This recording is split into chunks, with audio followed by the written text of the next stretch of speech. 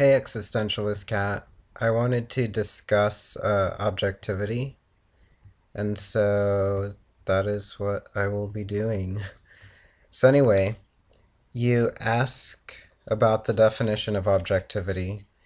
That is interesting because the idea of objectivity doesn't necessarily have a corresponding signifier to anything signified. So the fact that it's a conceptual word makes it difficult to define, at least to the point where more people, or to the point where people will agree on one single definition. And so when you ask about moral solutions, that is also interesting because to be morally objective is problematic because morals are also not, they don't necessarily have something that we can attach the word to physically, so it's also something deeply conceptual, and everyone else has their own opinion on what's moral and what's not. And so I think any attempt to be objectively moral would be in vain, simply because morality is something that's so close to us that there's no way that we can free ourselves from using morality as a means of having, as a means of obtaining our own ends, if that makes sense. So I don't think it's possible for humans to be completely objective, just because I don't know. Continuing, is there a subjective reality that is separate from an objective reality? Well, I think there has to be, or the fact that we're conscious necessitates the fact that there is a subjective and objective reality. The subjective reality being the one that we as humans perceive as the objective reality, and the objective reality being separate from the subjective reality. And so objective reality can in fact be by itself, but the fact that if there's no one to view an objective reality, then there is no reason to ask that sort of question. And so I guess an objective reality has to have a subjective bias by the person or thing that is viewing the objective reality, but it could be possible that there is a separate objective reality simply because if you take away the subject from the object remains. There isn't anyone viewing the subject. And let's see, the next question is about equations and tools for getting from point A to point B. Do they reflect the actual mechanisms that are going on to get to and from A and B, or is it simply one version of navigating or creating something from something else? Well, there are two sides to this. I think the nihilist standpoint on this particular subject would be that since we don't know anything, then we are just creating something from something else.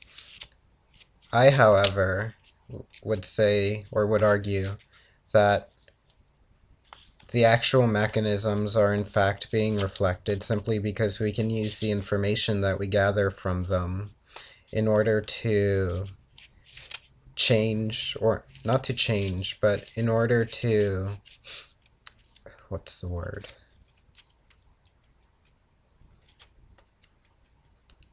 In order to manipulate the physical world for our means would be proof enough that the mechanisms are in fact mechanisms and not just one version of creating something from something else.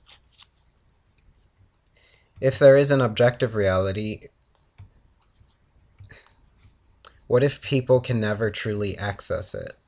Well, that goes back to the point about the inseparability of the subject and object, simply because without that particular nexus of subject and object, we wouldn't be conscious of anything, because we wouldn't have observed the objects, if that makes sense. Okay, I guess what I'm trying to say is that if you have sort of a nexus of subject and object, and the subject has to view the object in order for the subject to be conscious of our reality.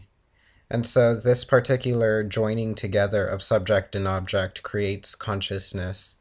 And like I said, if you take away the subject, the object will be there. It'll just be that no one will be able to perceive the object. And so people can never truly access objective reality. And actually, or I'll save that point for the next one. You mention something about points in space and viewing them because your primary sensory mode is vision, and that's interesting because Schopenhauer says that the eye inverts an image, and so there is this gap between pure reality and our version of reality.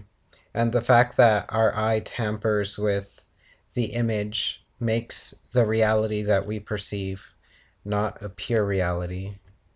And so, in that sense of thinking of things, I think if we rely too heavily on vision as a primary sensory mode, then we can't necessarily access reality or think about reality in that way. It seems like a good idea at first, or maybe it seems not problematic, the fact that everyone else's eyes invert images as well, and so we can conceptualize our reality, and then we can talk about our reality with other people whose eyes also invert images, and so it seems that everyone agrees upon the same reality. When actually, just because everyone else is inverting the image doesn't mean that we're necessarily seeing things as they are, just because everyone else agrees with the fact that everyone is seeing the same thing. Or just because everyone sees the same thing doesn't necessarily make it a reality. It just makes it a, I guess, group thing. I'm sure there's a word for it, but I'll probably find out later. Anyhow, if we can never access objectivity, then how should we go about thinking about it? Well, I think objectivity should be thought about as a function for bringing about consciousness, not necessarily as something that we can apply to morality or other more subjective philosophical discussions. And so the whole thing about the subject-object nexus would be one way to think about objectivity. Why is it important to think about objectivity, and what place does it have in philosophical discussion? Well, I think if we think about objectivity, or I think in order to think about what we think about philosophically, we need to have presupposed that someone has looked at something objectively. And so, for example, if we presume that time moves constantly because it seems to do so at our location, and that space is the same at our location, then we would never be able to have conceived of discussion topics such as spatial temporal separability and relativity.